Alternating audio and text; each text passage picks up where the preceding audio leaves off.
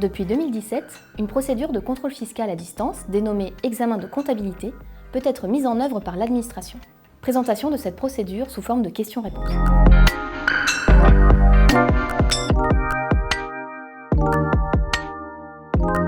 L'administration peut recourir à la procédure d'examen de comptabilité plutôt que d'engager une vérification de comptabilité pour les entreprises dont la comptabilité est tenue de manière informatisée.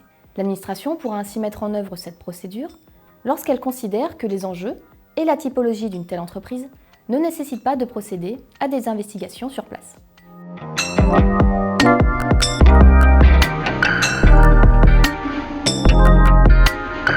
Cet examen est effectué à distance, d'après les fichiers des écritures comptables communiqués par l'entreprise.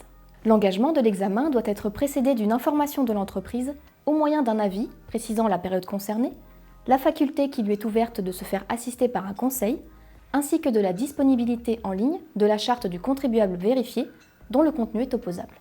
Dans les 15 jours suivant la réception de cet avis, l'entreprise doit adresser à l'administration une copie des fichiers des écritures comptables sous une forme dématérialisée. À défaut, l'administration peut annuler l'examen de comptabilité et engager une vérification de comptabilité lui permettant de procéder à des investigations sur place.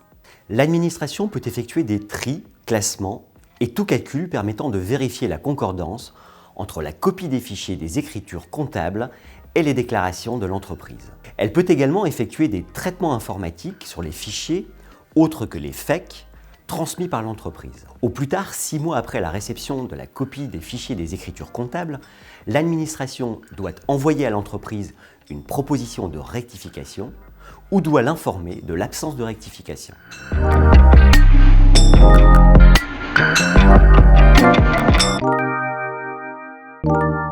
Outre l'annulation possible de la procédure d'examen, le défaut de transmission des fichiers d'écriture comptable ou la transmission de fichiers non conformes entraîne l'application de l'amende de 5 000 €. Cette amende s'applique également en cas de transmission d'un fichier non conforme ou incomplet suite à une demande de mise en conformité. Si l'examen de comptabilité porte sur plusieurs exercices, l'amende est applicable pour chaque exercice pour lequel aucun fichier n'est adressé à l'administration ou pour chaque exercice pour lequel le fichier n'est pas conforme.